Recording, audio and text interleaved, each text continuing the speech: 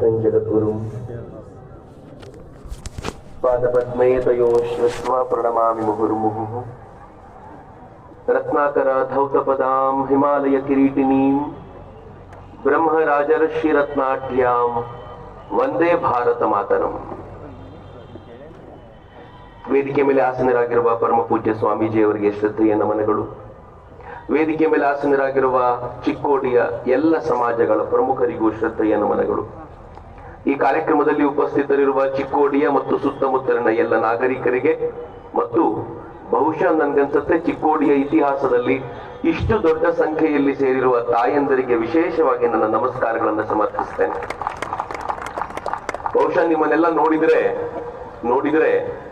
ಕಳೆದ 2-2.5 ವರ್ಷಗಳಿಂದ ಕರ್ನಾಟಕದಲ್ಲಿ ಒಂದಷ್ಟು ಜನ ಕೈಯಲ್ಲಿ ಮ್ಯಾಚಿಸ್ ಹಿಡ್ಕೊಂಡೇ ತಿರುಗಾಡ್ತಿದ್ದಾರೆ. ಬೆಂಕಿಪಟ್ಟಣ ಹೇಗೆ ಹಿಂದೂ ಸಮಾಜದ ಮೇಲೆ ಕಡ್ಡಿಗೀರಿ ಇವರನ್ನು ಸುಡಬೇಕು ಅಂತ ಕಾಯ್ಕೊಂಡೇ ತಿರುಗಾಡ್ತಿದ್ದಾರೆ. 2.5 ವರ್ಷಗಳಿಂದ ನಿರಂತರ ಪ್ರಯಾಸ ಮಾಡಿದ ನಂತರವೂ ಚಿಕ್ಕೋಡಿಯಲ್ಲಿ ಒಟ್ಟಾಗಿ ಹಿಂದೂ ಸಮಾಜದ ಎಲ್ಲ ಪ್ರಮುಖ ಸಮಾಜಗಳು ಒಂದು ಕಡೆ ಸೇರಿವೆ ಅಂತಂದ್ರೆ ಇವತ್ತು ಟೆನ್ಷನ್ ಬಿದ್ದಿರ್ತಾರೆ ಬಹಳ ಜನ.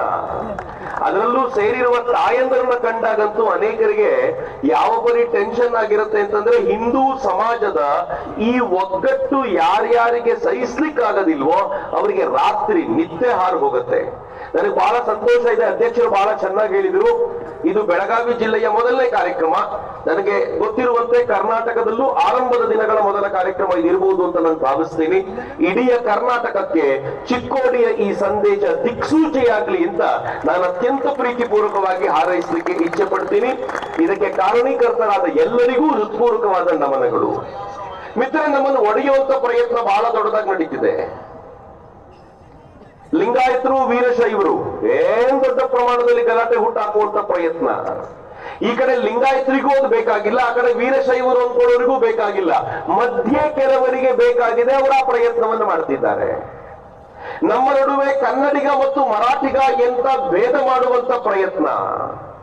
ಆ ಪ್ರಯತ್ನಕ್ಕೆ ಒಂದಷ್ಟು ಜನ ಹಿಂದೆ ಬಿದ್ದಿದ್ದಾರೆ. ಅದು ಕನ್ನಡಿಗರಿಗೂ ಬೇಕಾಗಿಲ್ಲ, ಮರಾಠಿಗರಿಗೂ ಬೇಕಾಗಿಲ್ಲ. ನಾವು ಭಾರತೀಯರು ಅಂತ ಎಲ್ಲರೂ ಒಟ್ಟಾಗಿದ್ದಾರೆ. ಆದ್ರೆ ಒಂದಷ್ಟು ಜನಕ್ಕೆ ಅದು ಬೇಕಾಗಿದೆ, ಆ ಕಾರಣಕ್ಕೆ ಮಾಡ್ತಿದ್ದಾರೆ. ಇನ್ನು ಕೆಲವರಿದ್ದಾರೆ, ಮಾತನಾಡುವಂತವ್ರು ಯಾರ್ಯಾರಿದ್ದಾರೋ, ಒಗ್ಗಟ್ಟು ಮಾಡುವಂತವ್ರು ಯಾರ್ಯಾರಿದ್ದಾರೋ ಅವರನ್ನೆಲ್ಲರನ್ನೂ ಕೂಡ ಹೇಟ್ ಸ್ಪೀಚಿನ ಅಡಿಯಲ್ಲಿ 5-7 ವರ್ಷ ಬಂಧಿಸಿ ಜೈಲಿಗೆ ಕಳಿಸ್ತೀವಿ ಅಂತ ಹೆದರಿಸಿ ಮನೆಯಲ್ಲಿ ಕೂರಿಸಬೇಕು ಅಂತ ಒದ್ದಾಡ್ತಿದ್ದಾರೆ. ಆದ್ರೆ ಅವ್ರಿಗೆ ಗೊತ್ತಿಲ್ಲ, ಈ ತರದ ಕೊತ್ವಾಲ್ ನಾಯಕರನ್ನ ಹಿಂದೂ ಸಮಾಜ ಸಾವಿರಾರು ವರ್ಷಗಳಿಂದ ನೋಡ್ಕೊಂಡು ಬಂದಿದೆ. ಇಂಥ ಕೊತ್ವಾಲ್ ನಾಯಕರು ಬಹಳ ಹೊಸೇನಲ್ಲ. ಈ ತರದ ಹೆದರಿಕೆಗೆ ಬಗ್ಗುವ ಸಮಾಜ ಹಿಂದೂ ಸಮಾಜ ಅಲ್ಲ ಅಂತ ಇವತ್ತು ಇಡೀ ಚಿಕ್ಕೋಡಿ ಜನ ಏನ್ ತೋರಿಸ್ಕೊಟ್ಟಿದ್ದಾರಲ್ಲ, ಇದು ಇಡೀ ಭಾರತಕ್ಕೆ ದಿಕ್ಸೂಚಿಯಾಗಬಲ್ಲಂತ ಸಂಗತಿ ಅಂತ. ಈ ಕಾರಣಕ್ಕೆ ಇವತ್ತು ನಾವು ಸನಾತನ ಹಿಂದೂ ಸಂಸ್ಕೃತಿಗೆ ಭಾರಿ ದೊಡ್ಡದಾಗಿ ಜೈಕಾರ ಹಾಕ್ಬೇಕಾಗಿದೆ. ಎಲ್ಲಿ ಒಂದ್ಸಲ ನನ್ನ ಜೊತೆ ಜೈಕಾರ ಕೊಡಿ, ಆಗ್ಲಿಂದ ಜೈಕಾರ ಕೇಳಿ ಕಿವಿಗೆ ಮಜಾನೇ ಬರ್ತಿಲ್ಲ. ಸಂಖ್ಯೆ ನೋಡಿದ್ರೆ ಹೇಗಿರ್ಬೇಕು ಅಂತಂದ್ರೆ ಜೈಕಾರ ಇಡೀ ಚಿಕ್ಕೋಡಿಯ ಮೂಲೆಯನ್ನು ತಲುಪಬೇಕು. ಹೇಗೆ ಕಳೆದ 100 ವರ್ಷಗಳಲ್ಲಿ ಸಂಘ ದೇಶದ ಜಗತ್ತಿನ ಮೂಲೆಯನ್ನು ತಲುಪ್ತೋ ಹಾಗೆ ಇವತ್ತು ಸನಾತನ ಹಿಂದೂ ಸಂಸ್ಕೃತಿಗೆ ನಾವು ಕೊಡುವಂತ ಜೈಕಾರ ಈ ಚಿಕ್ಕೋಡಿಯ ಮೂಲೆಗಳನ್ನು ಸುನಾಮಿಯಂತೆ ಆವರಿಸಿಕೊಳ್ಳಬೇಕಾಗಿದೆ. ಎಲ್ಲಿ ನನ್ನ ಜೊತೆ 2 ಕೈಗಳನ್ನ ಮೇಲೆ ಕೆತ್ತಿ ಜೈಕಾರ ಕೊಡಿ. ಓ ಸನಾತನ ಹಿಂದೂ ಸಂಸ್ಕೃತಿ ಕೀ, ಓ ಸನಾತನ ಹಿಂದೂ ಸಂಸ್ಕೃತಿ ಕೀ. ಹಾಗೆ ಇದು ಹಿಂದೂ ಸಂಸ್ಕೃತಿಗೆ ಜೈಕಾರ ಕೊಡುವ ರೀತಿ. ನಾವು ಹಿಂದೂ ಆಗಿ ಹೆದರಬೇಕಾಗಿರೋ ಕಾರಣ ಏನಿದೆ ಹೇಳಿ ಮಿತ್ರ? ನಂಗೆ ಗೊತ್ತಿಲ್ಲ ಎಷ್ಟು ಜನ ಇಲ್ಲಿ ನೀನು ಯಾವ ಧರ್ಮಕ್ಕೆ ಸೇರಿದವನು ಅಂತ ಹೇಳಿದಾಗ ಎದೆ ಮೇಲೆ ಪಡ್ಕೊಂಡು ನಾನು ಹಿಂದೂ ಕಣವೇ ಅಂತ ಹೇಳ್ತೀರಿ ಅಂತ ನನಗೆ ಗೊತ್ತಿಲ್ಲ. ನಾನಂತೂ ಪದೇ ಹೇಳ್ತೀನಿ. ಯಾಕೆ ಗೊತ್ತೇನು? ಜಗತ್ತಿನಲ್ಲಿ ಅತ್ಯಂತ ಮೊದಲು ಹುಟ್ಟಿದ ಸಂಸ್ಕೃತಿ ಯಾವ್ದಾದ್ರೂ ಇದ್ರೆ ಅದು ನಂದೇ. ಜಗತ್ತಿನ ಅತ್ಯಂತ ಪ್ರಾಚೀನ ಸಂಸ್ಕೃತಿ ಇವತ್ತಿಗೆ ಕನಿಷ್ಠ ಪಕ್ಷ 8,000-10,000 ವರ್ಷಗಳ ಹಿಂದೆ ನಾನು ಹಿಂದೂ ಅಂತ ಹೇಳಿಕೊಳ್ಳುವ ಈ ಜನಾಂಗ ಇತ್ತು. ನಮ್ ಜೊತೆಗೆ ಆವತ್ತಿನ ದಿನಗಳಲ್ಲಿ ಕೆಲವರು ಇರಬಹುದು, ಆದ್ರೆ ಇವತ್ಯಾರೂ ಬದುಕಿಲ್ಲ.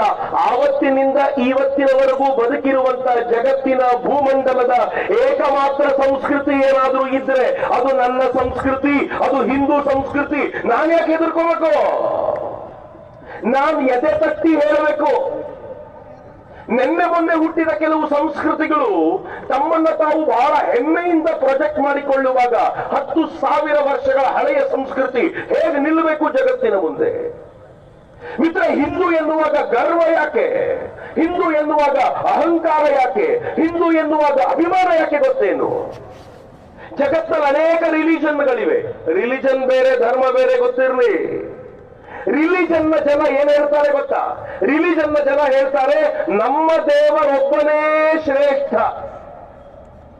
ಧರ್ಮ ಹೇಳುತ್ತೆ ಜಗತ್ತಿನಲ್ಲಿ ಒಬ್ಬ ದೇವರಲ್ಲಪ್ಪ, 33 ಕೋಟಿ ದೇವತೆಗಳಿದ್ದಾರೆ, ಎಲ್ಲರೂ ಶ್ರೇಷ್ಠರೇ. ಯಾಕೆ ಅಂತಂದ್ರೆ ಒಂದೇ ದೇವರನ್ನ ಎಲ್ಲರೂ ಬೇರೆ ಬೇರೆ ಹೆಸರಲ್ಲಿ ಕರೀತಾರಷ್ಟೇ ಅಂತ ಹೇಳುವಂತದ್ದು ಧರ್ಮ. ನಾನು ಆ ಹಿಂದೂ ಧರ್ಮಕ್ಕೆ ಸೇರಿದವನು. ಹೇಗೆ ಮನೆಯಲ್ಲಿ ತಾಯಿ ಬೆಳಗಾಗೆದ್ರೆ ಮಕ್ಕಳಿಗೆ ತಾಯಿ ಆಗ್ತಾಳೋ, ಮಕ್ಕಳು ಅಮ್ಮ ಅಂತ ಕರೀತಾರೆ. ಗಂಡ ಅಮ್ಮ ಅಂತ ಕರೆಯೋದಿಲ್ಲ, ಗಂಡಲೇ ಬಾರೆ ಅಂತಾನೆ ಕರೀತಾನೆ. ಅವ್ರ ಗಂಡನಿಗೆ ಬೇರೆ. ಅತ್ತೆ ಮಗಳನ್ನ ಲೇ ಅಂತ ಕರೆಯೋದಿಲ್ಲ, ಸೊಸೆ ಕರೆದಂಗ್ ಕರೀತಾಳೆ. ಹೊರಗಡೆ ಜನ ಅವಳು ಟೀಚರ್ ಆಗಿದ್ರೆ ಟೀಚರ್ ಅಂತ ಕರೀತಾರೆ, ಫ್ರೆಂಡ್ಸ್ ಆಗಿದ್ರೆ ಫ್ರೆಂಡ್ಸ್ ಆಗಿ ಕರೀತಾರೆ. ಒಬ್ಬಳೇ ನನ್ನ ಅಮ್ಮ, ಯಾರ್ಯಾರಿಗೆ ಹೆಂಗ್ ಕಾಣ್ತಾರೋ ಅವ್ರು ಹಂಗಂಗ್ ಕರೀತಾರೆ. ಹಾಗೆ ಒಬ್ಬನೇ ಭಗವಂತ, ಯಾರ್ಯಾರು ಹೆಂಗ್ ನೋಡ್ತಾರೋ ಹಾಗೆ ಭಿನ್ನ ಸ್ವರೂಪದಲ್ಲಿ ಕರ್ಕೊಳ್ತಾರೆ. ಭಗವಂತ ನಮ್ಮ ತಾಯಿ ಇದ್ದಂತೆ ಅಂತ ಭೂಮಂಡದಲ್ಲಿ ಯಾರಾದ್ರೂ ಹೇಳಿದ್ರೆ ಅದು ನನ್ನ ಧರ್ಮ. ಈ ಕಾರಣಕ್ಕೆ ಜಗತ್ತಿನ ಶ್ರೇಷ್ಠ ಧರ್ಮಕ್ಕೆ ಸೇರಿದವನು ನಾನು ಯಾಕೆ ಇವ್ರುಗಳ ಮುಂದೆ ತಲೆ ತಗ್ಬೇಕು? ರಿಲಿಜನ್ ಹೇಳುತ್ತೆ ರಿಲಿಜನ್ಗೆ ಒಬ್ಬನೇ ವ್ಯಕ್ತಿ ಇರಬೇಕು, ಆ ವ್ಯಕ್ತಿ ಹುಟ್ಟಿಸಿದ್ದು ಮಾತ್ರ ರಿಲಿಜನ್. ಆದ್ರೆ ಧರ್ಮ ಹೇಳುತ್ತೆ ಧರ್ಮಕ್ಕೆ ಒಬ್ಬನೇ ವ್ಯಕ್ತಿ ಇಲ್ಲ ಕಣಪ್ಪ. ಲೈಟ್ ಕಂಡಿಡಿದವನು ಫ್ಯಾರಡೆ ಅಂತ ಇರಬಹುದು, ಬಲ್ಬ್ ಕಂಡಿಡಿದವನು ಫ್ಯಾರಡೆ ಅಂತ ಇರಬಹುದು, ಆದ್ರೆ ಫಿಸಿಕ್ಸ್ ನ ಸೈನ್ಸ್ಗೆ ಅಪ್ಪ ಅಂತ ಯಾರೂ ಇರೋದಿಲ್ಲ. ನಿಮ್ಮದೆಲ್ಲ ಬಲ್ಬ್ ಕಂಡಿಡಿದಿರೋ ತರ ಸಾಮಾನ್ಯವಾದ ಇನ್ವೆನ್ಷನ್ಗಳು. ಹಿಂದೂ ಧರ್ಮ ಅಂದ್ರೆ ವಿಜ್ಞಾನ ಕಣಲೆ, ಇದಕ್ಕೆ ಅಪ್ಪ ಇರಬೇಕು ಅಂತಿಲ್ಲ, ಇದು ಎಲ್ಲರಿಗೂ ಅಪ್ಪ ಅಂತ ಈ ದೇಶ ಯಾವತ್ತೂ ಹೇಳ್ತಲ್ಲ.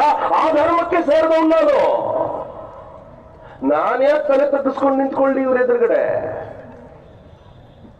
ಜಗತ್ತಿನ ಅನೇಕ ರಿಲಿಜನ್ಗಳು ಹೇಳ್ತವೆ ರಿಲಿಜನ್ಗೆ ಒಂದು ಪುಸ್ತಕ ಇರಬೇಕು.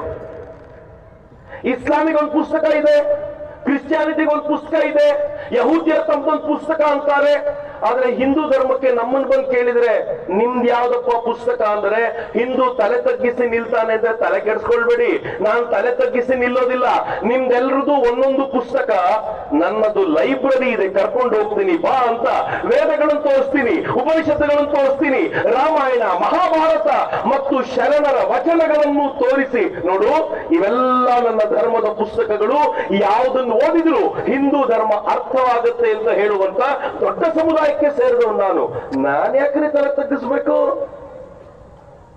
ಅದಕ್ಕೆ ಸ್ವಾಮಿ ವಿವೇಕಾನಂದರು ತಮ್ಮ 30ನೇ ವರ್ಷ ವಯಸ್ಸಿನಲ್ಲಿ ಅಮೆರಿಕಾದ ಚಿಕಾಗೋದ ವೇದಿಕೆ ಮೇಲೆ ನಿಂತ್ಕೊಂಡು ಏನು ಹೇಳ್ತಾರೆ ಗೊತ್ತಾ? ನಿಮ್ಮ ದೇಶಗಳಿಂದ ನಿಮ್ಮದೇ ಜನರನ್ನು ಓಡಿಸಿದಾಗ ಜಗತ್ತಿನಲ್ಲಿ ಯಾರೂ ಅವರಿಗೆ ಆಶ್ರಯ ಕೊಡಲಿಲ್ಲ, ಅಂತವರಿಗೂ ಆಶ್ರಯ ಕೊಟ್ಟಂತ ಜಗತ್ತಿನ ಏಕೈಕ ಧರ್ಮಕ್ಕೆ ಸೇರಿದವನು ನಾನು ಎನ್ನುವಂತ ಹೆಮ್ಮೆ ನನಗಿದೆ ಅಂತ 30 ವರ್ಷದ ತರುಣ ಅಮೆರಿಕಾದ ವೇದಿಕೆ ಮೇಲೆ ನಿಂತ್ಕೊಂಡು ಮಾತನಾಡಿದ. ಅದು ಹಿಂದೂ ಧರ್ಮ. ನಾನು ಆ ಹಿಂದೂ ಧರ್ಮಕ್ಕೆ ಸೇರಿದವನು. ನಮ್ ಧರ್ಮ ಹೆಂಗಿದೆ ಇವತ್ತು? ನಾನು ಬರೀ ನಿಮ್ ಧರ್ಮದ ಜೊತೆಗೆ ಮಾತಾಡ್ತೀನಿ. ನಮ್ಮ ಮಕ್ಕಳಿಗೆ ಹೇಳ್ಕೊಡ್ಬೇಕಾದಂತ ಅಗತ್ಯ ಇದೆ. ಕೆಲವು ರಿಲಿಜನ್ಗಳಿವೆ, ಆ ರಿಲಿಜನ್ಗಳನ್ನ ಜನರನ್ನ ಕೇಳಿ, ನಿಮ್ಮ ರಿಲಿಜನ್ ನಲ್ಲಿ ಸ್ವರ್ಗಕ್ಕೆ ಹೋಗೋದು ಹೆಂಗೆ? ಅವ್ರೇನ್ ಹೇಳ್ತಾರೆ ಗೊತ್ತಾ? ಬೇರೆಯವರನ್ನ ಕೊಂದು ನಾವು ಸೊಂಟಕ್ಕೆ ಬಾಂಬ್ ಹಚ್ಕೋಬೇಕು, ನಾವು ಕೈಯಲ್ಲಿ ಕತ್ತಿ ಹಿಡಬೇಕು, ನಾವು ಕೈಯಲ್ಲಿ ಬಂದೂಕ್ ಹಿಡಬೇಕು, ಬೇರೆಯವರನ್ನ ಕೊಂದರೆ ನಮ್ಮ ದೇವರು ಖುಷಿ ಪಡ್ತಾರೆ, ನಮ್ಮನ್ನು ಸ್ವರ್ಗಕ್ಕೆ ಕರ್ಕೊಂಡು ಹೋಗ್ತಾರೆ. ನನ್ನ ದೇಶಕ್ಕೆ ಬಂದು ಕೇಳಿ ನೀವು ಸ್ವರ್ಗಕ್ಕೆ ಹೋಗೋದು ಹೆಂಗೆ? ನಮ್ಮ ದೇಶದಲ್ಲಿ ಹೇಳುತ್ತೆ ನಿನ್ನನ್ನ ನೀನು ತ್ಯಾಗ ಮಾಡಿಕೊಂಡ್ರೆ ನೀನು ಸ್ವರ್ಗಕ್ಕೆ ಹೋಗ್ತೀಯ ಅಂತ ತ್ಯಾಗದ ಪಾಠವನ್ನು ಕಲಿಸಿದ್ದು ನನ್ನ ಧರ್ಮ. ನಾನು ಬೇರೆಯವ್ರು ಮಾತಾಡಲ್ಲ. ಇಲ್ಲೇ ಸಮಗಾರ ಹರಳಯ್ಯನ ಚಿತ್ರ ಇದೆ, ನೋಡಿ ಒಂದ್ಸಲ ಕಣ್ಬಿಟ್ಟು. ಯಾರು ಸಮಗಾರ ಹರಳಯ್ಯ? ಚಪ್ಪಲಿ ಜೋಡು ಹೊಲಿತಿದ್ದ ಕೆಲಸ ಮಾಡ್ತಿದ್ದವನು. ಒಂದಿನ ರಸ್ತೆಯಲ್ಲಿ ನಡ್ಕೊಂಡು ಬರ್ತಿದ್ದ, ಎದುರುಗಡೆ ಬಸವಣ್ಣ. ಸಮಗಾರ ಹರಳಯ್ಯ ತಲೆ ತಗ್ಗಿಸಿ ಬಸವಣ್ಣವರಿಗೆ ಬಸವರಸರೇ ಶರಣು ಒಂದ. ಬಸವಣ್ಣವರು ಅರಸುತನದಲ್ಲಿದ್ದವರು, ಸ್ವಲ್ಪ ದಿಮಾಕ್ ಮಾಡಬಹುದಿತ್ತು. ಎಂತ ದೊಡ್ಡ ವ್ಯಕ್ತಿತ್ವ ಅಂತಂದ್ರೆ ಸಮಗಾರ ಹರಳಯ್ಯನ ಮುಂದೆ ತಲೆ ಬಗ್ಗಿಸಿದ ಬಸವಣ್ಣವರು ಶರಣು ಶರಣಾರ್ಥಿ ಎಂದು ಬಿಟ್ರು. ಹರಳಯ್ಯನಿಗೆ ತಲೆ ಕೆಟ್ಟೋಯ್ತು. ಮನೆಗೆ ಬಂದ, ಹೆಂಡತಿ ಹತ್ರ ಹೇಳ್ದ, ನಾನು ಒಂದ್ಸಲ ಶರಣು ಅಂದೆ, ಅವ್ರು 2 ಸಲ ಶರಣು ಶರಣು ಅಂತ ಹೇಳಿ ನನ್ನ ತಲೆ ಮೇಲೆ ಹೊರೆ ಹೊರಿಸ್ಬಿಟ್ರು. ಹೇಗ್ ತೀರಿಸೋದು ಬಸವಣ್ಣವರ ಹೊರೆ? ನನ್ನ ಧರ್ಮ ಹೇಳಿದ್ದನ್ನ ಅವರು ಪಾಲಿಸಿದ್ರು. ಏನ್ ಮಾಡಿದ್ರು ಗೊತ್ತಾ? ತಮ್ಮ ಮತ್ತು ತಮ್ಮ ಪತ್ನಿಯ ತೊಡೆಯಿಂದ ಚರ್ಮವನ್ನ ತೆಗೆದು ಸುಂದರವಾಗಿರುವಂತ 2 ಚಪ್ಪಲಿಗಳನ್ನ ಮಾಡಿ, ಅತ್ಯಂತ ಸುಂದರವಾಗಿದ್ದ ಆ ಚಪ್ಪಲಿಗಳನ್ನ ಬಸವಣ್ಣವ್ರ ಮುಂದೆ ಇಟ್ಟು, ಇದಕ್ಕಿಂತ ಒಳ್ಳೇದ್ ನಮ್ಗೆ ಇನ್ನೇನ್ ಕೊಡಬೇಕು ಅಂತ ಗೊತ್ತಾಗ್ಲಿಲ್ಲ ಅಂದ್ರೆ ಬಸವಣ್ಣವ್ರು ಏನಂದ್ರು ಅಂತ ಗೊತ್ತಾ? ಈ ಚಪ್ಪಲಿಗಳನ್ನ ಕಾಲಿಗೆ ಹಾಕೊಳ್ಳುವ ಯೋಗ್ಯತೆ, ದೊಡ್ಡ ಯೋಗ್ಯತೆ ನನ್ನದಿಲ್ಲ, ಇದನ್ನ ತಲೆ ಮೇಲೆ ಮಾತ್ರ ನಾನು ಇಟ್ಕೊಳ್ಬಹುದು ಅಂತ. ಯಾರು ದೊಡ್ಡವ್ರಿ ಬರಲಿ? ಸಮಗಾರ ಹರಳಯ್ಯ ದೊಡ್ಡವನು, ಬಸವಣ್ಣ ದೊಡ್ಡವನು. ಇದು ನನ್ನ ಧರ್ಮ, ನನ್ನ ಧರ್ಮ ಹೇಳಿಕೊಟ್ಟಿದ್ದು. ನನ್ನ ಧರ್ಮ ಬೇರೆಯವರನ್ನ ಕೊಂದು ನೀನು ಸ್ವರ್ಗಕ್ಕೆ ಹೋಗು ಅಂತ ಹೇಳಲಿಲ್ಲ. ನನ್ನ ಧರ್ಮ ನನ್ನನ್ನ ವಿಸ್ತಾರ ಮಾಡ್ಲಿಕ್ಕೋಸ್ಕರ, ಈ ಧರ್ಮವನ್ನ ವಿಸ್ತಾರ ಮಾಡ್ಲಿಕ್ಕೋಸ್ಕರ ಸಮಾಜದ ಜನರಿಗೆ ಕಂಟಕನಾಗುವಂತ ಹೇಳಲಿಲ್ಲ. ನನ್ನ ಧರ್ಮ ಹೇಳ್ತು, ನಿನ್ನ ಬದುಕನ್ನೇ ತ್ಯಾಗ ಮಾಡಿ ನೀನ್ ದೊಡ್ಡವನಾಗು ಅಂತ. ಅದು ನನ್ನ ಧರ್ಮ ಕಲಿಸಿಕೊಟ್ಟಿದ್ದು. ನನ್ನ ಧರ್ಮ ಏನು ಹೇಳ್ತು? ಸ್ತ್ರೀಯರಿಗೆ ಸಮಾನವಾಗಿರುವ ಸ್ಥಾನ ಕೊಡು. ಮಿತ್ರ, ನಮ್ಮ ಮನೆಗಳಲ್ಲಿ ತಂದೆ ತಾಯಿ ಮಕ್ಕಳಿಗೆ ಭೇದವೇ ಇಲ್ಲ. ತಂದೆಗಿಂತ ಹೆಚ್ಚು ತಾಯಿನ ಪ್ರೀತಿಸ್ತಾರೆ. ಇಲ್ಲಿ ಸ್ತ್ರೀಯನ್ನ ದೇವರಂತೆ ಕಾಣ್ತಾರೆ. ಎಷ್ಟರ ಮಟ್ಟಿಗೆ? ಈ ತಾನೇ ಅಕ್ಕ ಮಾತನಾಡ್ತಾ ಹೇಳಿದ್ರು, ಭೂಮಿಯನ್ ತಾಯಿ ಅಂತೀವಿ, ನೀರನ್ ತಾಯಿ ಅಂತೀವಿ, ನಾವೊಂದು ವೃಕ್ಷವನ್ನ ತಾಯಿಯಂತೆ ಕಂಡು ಪೂಜಿಸ್ತೀವಿ, ಪ್ರತಿಯೊಂದರಲ್ಲೂ ಮಾತೃತ್ವವನ್ನ ಕಂಡು ಗೌರವಿಸ್ತೀವಿ. ಅದು ಹಿಂದೂ ಧರ್ಮ. ಬೇರೆ ರಿಲಿಜನ್ಗಳಂತೆ ನಮ್ಮ ಹೆಣ್ಣು ಮಕ್ಕಳನ್ನು ಯಾರು ನೋಡಬಾರದು ಅಂತ ಕೂಡ ಹಾಕೋದು ನಮ್ಮ ರಿಲಿಜನ್ ಅಲ್ಲ, ನಮ್ಮ ಧರ್ಮ. ಸಮಾನ ಸ್ಥಾನವನ್ನು ಕೊಟ್ಟು ದೇವರ ಕೋಣೆಯಲ್ಲಿ ಹೆಣ್ಣು ಮಕ್ಕಳನ್ನಿಟ್ಟು ಪೂಜೆ ಮಾಡುವ ಶ್ರೇಷ್ಠ ಧರ್ಮಕ್ಕೆ ಸೇರಿದವನು ನಾನು ಯಾಕ್ರಿ ತಲೆ ತಗ್ಗಿಸಿ ನಿಲ್ಬೇಕು ಯಾರೆದುರಿಗಾದ್ರೂ? ಯೋಚನೆ ಮಾಡಿ ಸ್ವಲ್ಪ ಗಂಭೀರವಾಗಿ. ಇನ್ನೊಂದು ಅಪರೂಪದ ಸಂಗತಿ ಹೇಳ್ತೀನಿ ನಿಮಗೆ, ನನ್ನ ಧರ್ಮ ಯಾಕೆ ಗ್ರೇಟು ಅಂತ. ನಂಗೆ ಅನೇಕರು ಚರ್ಚೆ ಕೂತ್ಕೊಳ್ತಾರೆ. ನಾನು ಟಿವಿ ಡಿಬೇಟ್ಗಳಲ್ಲಿ ಚರ್ಚೆ ಮಾಡುವಾಗ ಅನೇಕರು ಬಂದು ಕೂತ್ಕೊಳ್ತಾರೆ, ರೀ ಚಕ್ರವರ್ತಿ, ನಿಮ್ಮ ಧರ್ಮದಲ್ಲಿ ಯುದ್ಧವೇ ಪ್ರಮುಖ, ನಿಮ್ಮ ರಾಮನ ಕೈಯಲ್ಲಿ ಆಯುಧಗಳು, ಬಿಲ್ಲು ಬಾಣ ಇಟ್ಕೊಂಡು ತಿರುಗಾಡ್ತಿರ್ತಾನೆ, ಕೃಷ್ಣ ಕೈಯಲ್ಲಿ ಯಾವಾಗ್ಲೂ ಚಕ್ರ ಹಿಡಿದಿರ್ತಾನೆ, ಶಿವನ ಕೈಯಲ್ಲಿ ತ್ರಿಶೂಲ, ಆ ಕಡೆ ಆಂಜನೇಯನ ಕೈಯಲ್ಲಿ ಗದೆ, ಎಲ್ಲರೂ ಯುದ್ಧಕ್ಕೆ ಸಿದ್ಧ. ನಮ್ ದೇವರು ನೋಡಿ ಏನೂ ಇಲ್ಲ ಕೈಯಲ್ಲಿ ಅಂತ. ನಾವು ಯುದ್ಧ ಮಾಡೋರಲ್ಲ ಅಂತ, ಶಾಂತಿ ಪ್ರಿಯರು ಅಂತ, ನಾವೆಲ್ಲ ಕಡೆ ಶಾಂತಿಯನ್ನ ಬಯಸ್ತೀವಿ ಅಂತ. ನಾನು ತಮಾಷೆ ಮಾಡಿದೆ ಅವರಿಗೆ, ನಮ್ಮಲ್ಲಿ ಏನ್ ಪ್ರಾಬ್ಲಮ್ ಅಂತಂದ್ರೆ, ನಾವು ಎಲ್ಲ ಆಯುಧಗಳನ್ನ ಭಗವಂತನ ಕೈಯಲ್ಲಿ ಕೊಟ್ಟು ಅವನ್ ಮುಂದೆ ಕೈ ಮುಗಿದು, ಭಗವಂತ ನನ್ನ ನೀನ್ ರಕ್ಷಣೆ ಮಾಡಪ್ಪ ಅಂತ ಭಗವಂತನ ಕೇಳ್ಕೊಳ್ತೀವಿ, ರಕ್ಷಣೆ ಮಾಡು ಅಂತ. ನೀವ್ ಹಂಗಲ್ಲ, ಅವನ ಕೈಯಲ್ಲಿರ್ಬೇಕಾದ ಆಯುಧವನ್ನೆಲ್ಲ ನೀವ್ ಇಟ್ಕೊಂಡು ಭಗವಂತ ನಿನ್ ರಕ್ಷಣೆಗೆ ನಾವಿದ್ದೀವಿ ಅಂತೀವಿ. ನನಗೂ ನಿಮ್ಗೂ ಇರೋ ಡಿಫ್ರೆನ್ಸ್ ಇಷ್ಟೇ. ನಾನು ಎಲ್ಲ ದೇವ್ರ ಮುಂದೆ ಕೇಳ್ತೀನಿ, ನೀನ್ ರಕ್ಷಣೆ ಮಾಡು ಅಂತ. ನೀವು ದೇವರ ಕೈಯ ಆಯುಧ ಕಿತ್ಕೊಂಡು ಜಗತ್ತಿನ ಮೇಲೆ ಏನು ಹೋಗ್ತೀರಾ? ಯಾಕೆಂದ್ರೆ ನಿಮ್ಮ ದೇವರ ರಕ್ಷಣೆಗೆ ನೀವು ಬೇಕು, ನಮ್ಮ ರಕ್ಷಣೆಗೆ ನಮ್ಮ ದೇವರು ಸಾಕು ಅಂತ ನಾವು ನಂಬಿಕೊಂಡಿರುವ ಶ್ರೇಷ್ಠ ಧರ್ಮಕ್ಕೆ ಸೇರಿದವ್ರಿ. ನಾನು ಯಾಕೆ ತಲೆ ತಗ್ಗಿಸ್ಬೇಕು? ಮಿತ್ರ, ನನ್ನ ಧರ್ಮ ನನಗೆ ಎಂತ ಅದ್ಭುತವಾಗಿರುವಂತ ಪರಿಕಲ್ಪನೆಯನ್ನು ಕಟ್ಟಿಕೊಡ್ತು. ಅನೇಕರು ಕೇಳ್ತಾರೆ ನಂಗೆ ಬಂದು, ಇಲ್ಲಿ ಕೂತಿರುವಂತ ಸಮಾಜದ ಎಲ್ರಿಗೂ ಒಂದು ಮನಸ್ಸಲ್ಲಿದೆ, ಏನಿದೆ ಗೊತ್ತೇನು ಸರ್? ಕೆಲವು ರಿಲಿಜನ್ ಅವರು ವಾರಕ್ಕೆ ಒಂದು ದಿನ ಅವ್ರು ಸೇರ್ತಾರೆ ಒಂದ್ ಕಡೆ, ನಾವ್ಯಾಕೆ ವಾರಕ್ಕೆ ಒಂದಿನ ಸೇರಬಾರ್ದು? ಮಿತ್ರ, ಪ್ರಾಮಾಣಿಕವಾಗಿ ಯೋಚನೆ ಮಾಡಿ. ವಾರಕ್ಕೆ ಒಂದು ದಿನ ಒಂದು ಗ್ರೌಂಡ್ ಅಲ್ಲಿ ನಾವೆಲ್ಲರೂ ಸೇರ್ಬೇಕು, ಸೇರ್ಲಿಕ್ಕೋಸ್ಕರ ಒಂದು ಆವಾಸ್ ಕೊಟ್ಟು ಎಲ್ಲರನ್ನು ಕರಿಬೇಕು ಅಂತ ಯಾರು ಹೇಳೋದು? ಸೈನ್ಯದಲ್ಲಿ ಯುದ್ಧ ಮಾಡೋ ಸೈನಿಕರನ್ನು ಸೇರಿಸೋದು, ಧರ್ಮದಲ್ಲಲ್ಲ. ನಾವು ಸೈನಿಕರಲ್ಲ, ನಾವು ಭಗವಂತನ ಮಾರ್ಗದಲ್ಲಿ ನಡೆಯುವಂತ ಹಿಂದೂ ಧರ್ಮೀಯರಾಗಿರೋದ್ರಿಂದ, ಈ ರಾಷ್ಟ್ರಕ್ಕೆ ಸೇರಿದವರಾಗಿದ್ದರಿಂದ ನಮ್ಮಲ್ಲ ಆ ಪದ್ಧತಿ ಯಾವತ್ತೂ ಬೆಳಕೊಂಡೇ ಬಂದಿಲ್ಲ. ನೀನು ಸೋಮವಾರ ಶಿವನ ಮಂದಿರಕ್ಕೆ ಹೋಗು, ಮಂಗಳವಾರ ದೇವಿ ಮಂದಿರಕ್ಕೆ ಹೋಗು, ಬುಧವಾರ ಆದ್ರೆ ಹನುಮಪ್ಪನ ದೇವಸ್ಥಾನಕ್ಕೆ ಹೋಗು, ಶನಿವಾರ ಹನುಮಪ್ಪನ ದೇವಸ್ಥಾನಕ್ಕೆ ಹೋಗು, ನೀನು ಭಾನುವಾರ ಆದ್ರೆ ನಿಮ್ ಇಷ್ಟದ ದೇವಸ್ಥಾನಕ್ಕೆ ಹೋಗು, ಗುರುವಾರ ಆದ್ರೆ ರಾಯರ ಮಠಕ್ಕೆ, ಎಲ್ಲಿಗೆ ಬೇಕಿದ್ರು ಹೋಗಪ್ಪ. ಎಲ್ಲಾ ದೇವರು ಒಂದೇ ತತ್ವವನ್ನ ಹೇಳ್ತಾರೆ ಅಂತ ಹೇಳುವಂತ ಶ್ರೇಷ್ಠ ಧರ್ಮ ನನಗೆ ಕಲಿಸಿಕೊಟ್ಟಿದೆ. ಏನ್ ಚಂದದ ಧರ್ಮದಲ್ಲಿದ್ದೀನಿ, ನಾನು ಯಾಕೆ ತಲೆ ಕೆಡಿಸ್ಕೋಬೇಕು? ಮಿತ್ರ, ಹೀಗೆ ವಿಶಾಲವಾಗಿದ್ರಿಂದ ಏನಾಯ್ತು? ಏನಾಯ್ತು ಅಂದ್ರೆ ಜಗತ್ತಿಗೆ ಹಿಂದೂ ಕೊಟ್ಟಷ್ಟು ಕೊಡುಗೆಯನ್ನ ಇನ್ ಯಾವ ರಿಲಿಜನ್ಗಳು ಇವತ್ತಿನವರೆಗೂ ಕೊಡಲಿಲ್ಲ. ಸೌದಿ ಅರೇಬಿಯಾ ಅಂತ ನೀವೇನಾದ್ರೂ ಹೇಳಿದ್ರೆ ಇವರ ಕೊಡುಗೆ ಏನು ಜಗತ್ತಿಗೆ? ಭಯೋತ್ಪಾದನೆ ಜಗತ್ತಿಗೆ ಕೊಡುಗೆ. ನೀವೇನಾದ್ರೂ ಯುರೋಪ್ ಅಮೆರಿಕ ಅಂತ ಹೇಳಿದ್ರೆ ಇವರೇನ್ ಕೊಟ್ಟರು ಜಗತ್ತಿಗೆ? ಹಡಗು ತೆಗೆದುಕೊಂಡೋಗಿ ಜಗತ್ತನ್ನ ಲೂಟಿ ಮಾಡಿದ್ರು. ಆದ್ರೆ ಜಗತ್ತಿನ ವೇದಿಕೆಯ ಮುಂದೆ ಹಿಂದೂ ಅಂತ ಹೇಳಿ ನೋಡಿ, ಜಗತ್ತು ಹೇಳುತ್ತೆ ಹಿಂದೂ ಏನ್ ಕೊಟ್ಟ ಅಂತ ಕೇಳಿದ್ರೆ, ಹಿಂದೂ ಈ ಜಗತ್ತಿಗೆ ಯೋಗವನ್ನು ಕೊಟ್ಟ. ಇವತ್ತಿಡೀ ಜಗತ್ತು ಜೂನ್ 21ಕ್ಕೆ ಯೋಗ ಡೇ ಆಚರಣೆ ಮಾಡುತ್ತೆ. ಯಾರು ಕೊಟ್ಟಿದ್ದು? ಹಿಂದೂ ಕೊಟ್ಟಿದ್ದು. ಹಿಂದೂ ಜಗತ್ತಿಗೆ ಅತ್ಯುತ್ಕೃಷ್ಟವಾದ ಭಾಷೆಯನ್ನು ಕೊಟ್ಟ, ಅತ್ಯುತ್ಕೃಷ್ಟವಾದ ಕಾವ್ಯಗಳನ್ನು ಕೊಟ್ಟ. ಹಿಂದೂ ಜಗತ್ತಿಗೆ ಸಂಗೀತವನ್ನ ಕೊಟ್ಟ, ಹಿಂದೂ ಜಗತ್ತಿಗೆ ನಾಟ್ಯವನ್ನ ಕೊಟ್ಟ, ಕಲೆಯನ್ನ ಕೊಟ್ಟ, ಹಿಂದೂ ಜಗತ್ತಿಗೆ ಗ್ರೇಟ್ ಯೂನಿವರ್ಸಿಟಿಗಳನ್ನ ಕೊಟ್ಟ. ಅರೇಬಿಯಾದಿಂದ ಬಂದವರು ಏನ್ ಮಾಡಿದ್ರು ಗೊತ್ತಾ? ಈ ಯೂನಿವರ್ಸಿಟಿಯನ್ನ ನಾಶ ಮಾಡಿದರೆ ಹೊರತು ಇಂಥದ್ದು ಒಂದನ್ನೂ ಕೊಡ್ಲಿಕ್ಕೆ ಸಾಧ್ಯವಾಗಲಿಲ್ಲ. ಇದು ಭಾರತದ ಹಿಂದುವಿನ ತಾಕತ್ತು ಅಂತ ಮರಿಬೇಡಿ ಅಂತ. ಅದರ ದುರದೃಷ್ಟ ಏನ್ ಗೊತ್ತೇನು? ಹಿಂದೂ ಅಗಾಧವಾಗಿ ಬೆಳೆದು ನಿಂತಿದ್ದ ಈ ಹಿಂದುವನ್ನ ನಾಶ ಮಾಡಬೇಕು ಅಂತ ನಿರಂತರವಾಗಿ ಆಕ್ರಮಣಗಳಾದವು. ಎಂತ ಆಕ್ರಮಣಗಳು! ಒಬ್ಬರಿಬ್ಬರ ಆಕ್ರಮಣ ಅಲ್ಲ. ಅರಬ್ಬರ ಕಡೆಯಿಂದ ಎಂತ ಭಯಾನಕವಾದ ದಾಳಿ, ತುರ್ಕರ ಕಡೆಯಿಂದ ಎಂತ ಭಯಾನಕವಾದ ದಾಳಿ ಅಂತಂದ್ರೆ ಈ ದೇಶ ಪತರುಗುಟ್ಟಿತು. ಅಲ್ಲಿವರೆಗೂ ನಾವು ಯುದ್ಧ ಮಾಡಲಿಲ್ಲ ಅಂತಲ್ಲ, ನಮ್ ಯುದ್ಧದಲ್ಲಿ ಒಂದು ರೂಲ್ ಇತ್ತು. ಸಂಜೆ 6 ಗಂಟೆಗೆ ಸೂರ್ಯಾಸ್ತ ಆದ್ಮೇಲೆ ಯುದ್ಧ ನಿಲ್ಲಬೇಕು. ಬೆಳಗ್ಗೆ ಸೂರ್ಯೋದಯ ಆಗುವವರೆಗೂ ಯುದ್ಧ ನಡೀಬಾರದು. ಯುದ್ಧದ ಹೊತ್ತಲ್ಲಿ ರೈತರನ್ನು ಮುಟ್ಟಬಾರದು, ಯುದ್ಧದ ಹೊತ್ತಲ್ಲಿ ಸ್ತ್ರೀಯರನ್ನು ಮುಟ್ಟಬಾರದು. ಯುದ್ಧಕ್ಕೂ ಚೌಕಟ್ಟು ಹಾಕೊಂಡು ಯುದ್ಧ ಮಾಡಿದವರು ಹಿಂದೂಗಳು. ಆದ್ರೆ ಅರಬ್ ಕಂಟ್ರೀಸ್ ಇಂದ ಬಂದ ಈ ಅಯೋಗ್ಯರಿಗೆ ಇದ್ಯಾವುದೂ ಇರಲಿಲ್ಲ. ಆಕ್ರಮಣ ಮಾಡಿದವರು ಏನ್ ಮಾಡ್ತಿದ್ರು ಗೊತ್ತಾ? ಈ ದೇಶದ ಹೆಣ್ಣು ಮಕ್ಕಳ ಮಾನಭಂಗ ಮಾಡ್ತಿದ್ರು. ತುಂಬಾ ಜನ ತಾಯಂದಿರಿದ್ದಿಂದ ಹೇಳ್ತೀನಿ ನಾನು, ನಂಗೆ ಬಹಳ ಬೇಸರ ಅನ್ಸುತ್ತೆ ಇದನ್ನು ಹೇಳುವಾಗ. ಆಕ್ರಮಣಕಾರಿಗಳಾಗಿ ಬಂದ ಅರಬ್ಬರು ಈ ದೇಶದ ಹೆಣ್ಣು ಮಕ್ಕಳನ್ನ, ಹಿಂದೂ ಹೆಣ್ಣು ಮಕ್ಕಳನ್ನ ಇಲ್ಲಿಂದ ಬಂದಿಗಳಾಗಿ ಕರ್ಕೊಂಡು ತಮ್ಮ ದೇಶದ ಸಂತೆಗಳಲ್ಲಿ ಮಾರಾಟ ಮಾಡ್ತಿದ್ರು. ಆ ಅರಬ್ ರಾಷ್ಟ್ರಗಳಲ್ಲಿ 4 ಮದುವೆ ಆಗಬಹುದು ಅಂತ ಇದ್ದಿದ್ದರಿಂದ ಇಲ್ಲಿಂದ ಕರ್ಕೊಂಡೋದ ಹೆಣ್ಣು ಮಕ್ಕಳನ್ನ ಅಲ್ಲಿ ಕಡಿಮೆ ಬೆಲೆಗೆ ಕೊಂಡುಕೊಂಡು ತಮ್ಮ ಮನೆಯಲ್ಲಿ ದಾಸಿಯರನ್ನಾಗಿಟ್ಕೊಳ್ತಿದ್ರು. ಆರಂಭದಲ್ಲಿ ಸುಂದರ ಭಾರತೀಯ ಹೆಣ್ಣು ಮಕ್ಕಳನ್ನ ಅವ್ರು ಕೊಂಡುಕೊಂಡ್ರು ನಿಜ. ಆದ್ರೆ ಕಾಲಕ್ರಮದಲ್ಲಿ ದೊಡ್ಡ ಸಂಖ್ಯೆಯಲ್ಲಿ ಇವ್ರು ಬರ್ಲಿಕ್ಕೆ ಶುರು ಮಾಡಿದಾಗ ಮಾರಾಟ ಆಗ್ಲಿಲ್ಲ ಅಂತ ಏನ್ ಮಾಡಿದ್ರು ಗೊತ್ತಾ?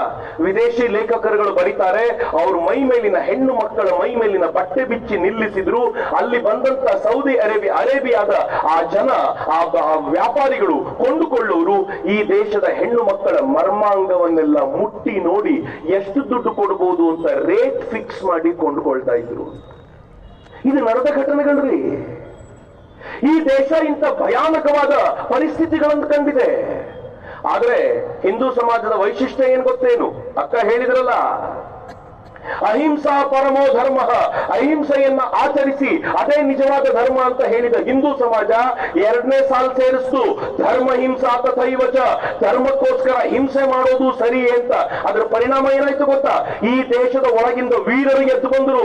ಯಾರ್ಯಾರು ಎದ್ದು ಬಂದ್ರು? ಅಲ್ಲೆಲ್ಲೋ ಮಹಾರಾಣಾ ಪ್ರತಾಪ ಬಂದ, ಇಲ್ಲೊಬ್ಬ ಶಿವಾಜಿ ಮಹಾರಾಜರು ಬಂದ್ರು, ಅಲ್ಲೊಬ್ಬ ಅಹೋಂ ಸಾಮ್ರಾಜ್ಯದ ವೀರ ಎದ್ದು ಬಂದ. ಒಬ್ಬರಾದ್ಮೇಲೆ ಒಬ್ರು ಹಿಂದೂ ಸಮಾಜವನ್ನ ಈ ಆತತಾಯಿಗಳಿಂದ, ರಾಕ್ಷಸರಿಂದ ರಕ್ಷಿಸಲಿಕ್ಕೆ ತಮ್ಮನ್ನೇ ತಾವು ಸಮರ್ಪಣೆ ಮಾಡಿಕೊಳ್ತು. ಶಿವಾಜಿ ಮಹಾರಾಜರ ಹೆಸರು ಹೇಳಿದ್ರೆ ಯಾರ ನರನಾಡಿಗಳು ಬೆಚ್ಚಗಾಗೋದಿಲ್ಲ ಹೇಳಿ? ಹೇಳ್ತಾರಲ್ಲೇನು? काशी की कला जाती, मथुरा मस्जिद होती, शिवाजी न होते तो सुन्नत होती सबकी ಅಂತ ಹೇಳ್ತಾರಲ್ಲ. ಆ ಶಿವಾಜಿ ಮಹಾರಾಜರು ಇಡೀ ಹಿಂದೂ ಧರ್ಮವನ್ನ ಒಂದು ಹಂತದಲ್ಲಿ ಕಾಪಾಡಿದ್ರು. ಆದ್ರೆ ಬಹಳ ಜನರಿಗೆ ಗೊತ್ತಿಲ್ಲ, ಈ ದೇಶದ ಮೇಲೆ ಆಕ್ರಮಣ ಮಾಡ್ಲಿಕ್ಕೆ ಬಂದಂತ ತೈಮೂರ್ ಲಂಗ್ ಅಂತ ಒಬ್ಬ ಇದ್ದ. ಅವನ ಕಥೆ ಹೇಳಬೇಕು ನಿಮಗೆ. ತೈಮೂರ್ ಲಂಗ್ ಭಾರತದ ಮೇಲೆ ಆಕ್ರಮಣ ಮಾಡ್ಕೊಂಡು ಬಂದಲ್ಲ, 1.5 ಲಕ್ಷ ಸೈನಿಕರೊಂದಿಗೆ ಬಂದಿದ್ದ. ದೆಹಲಿಗೆ ಬಂದಾಗ 1 ಲಕ್ಷ ಹಿಂದೂಗಳನ್ನ ಬಂದಿಗಳನ್ನಾಗಿ ಎಳ್ಕೊಂಡು ಬಂದಿದ್ದ. ಒಂದು ರಾತ್ರಿ ಅವನಿಗೆ ಯಾರೋ ಬಂದು ಹೇಳಿದ್ರು, ಈ ಬಂದಿಗಳು 1 ಲಕ್ಷ ಹಿಂದೂಗಳೇನಿದ್ದಾರೆ ಇವರಿಗೆ ಊಟ ತಿಂಡಿ ಕೊಟ್ಟು ಸಾಕೋದು ಕಷ್ಟ ಆಗಿದೆ, ಏನ್ ಮಾಡಬೇಕು? ತೈಮೂರ್ ಲಂಗ್ ಹೇಳ್ದ, ಅವರ ತಲೆ ಕಡಿದು ಬಿಡಿ ಅಂತ. ತಲೆ ಕಡಿದು ಬಿಡಿ ಅಂದ್ರೆ ಹೇಗೆ? ಸೈನಿಕರನ್ನ ಕರೆದು ಹೇಳ್ದ, ಎಷ್ಟು ಜನ ಹಿಂದೂಗಳ ರುಂಡವನ್ನ ತೆಗೆದುಕೊಂಡು ಬರ್ತೀರೋ ಅಷ್ಟು ಬಕ್ಷೀಸು ಕೊಡ್ತೀನಿ ಅಂತ ತನ್ನ ಸಿಂಹಾಸನದ ಮೇಲೆ ಕೂತ್ರೆ ಪಾಪದ ಹಿಂದೂಗಳ ತಲೆಯನ್ನ ಕಡಿದು ತೆಗೆದುಕೊಂಡು ಹೋಗಿಟ್ರು. ಅದರಲ್ಲೇ ದೊಡ್ಡದೊಂದು ಬೆಟ್ಟವನ್ನ ನಿರ್ಮಾಣ ಮಾಡಿದ್ದ ಅಂತಾರೆ ತೈಮೂರ್ ಲಂಗ್. ಬೇಜಾರೇನು ಗೊತ್ತಾ? ಸೈಫ್ ಅಲಿ ಖಾನ್ ಅಂತ ಹಿಂದಿ ಫಿಲ್ಮ್ ಆಕ್ಟರ್ ಒಬ್ಬ ಇದ್ದಾನೆ.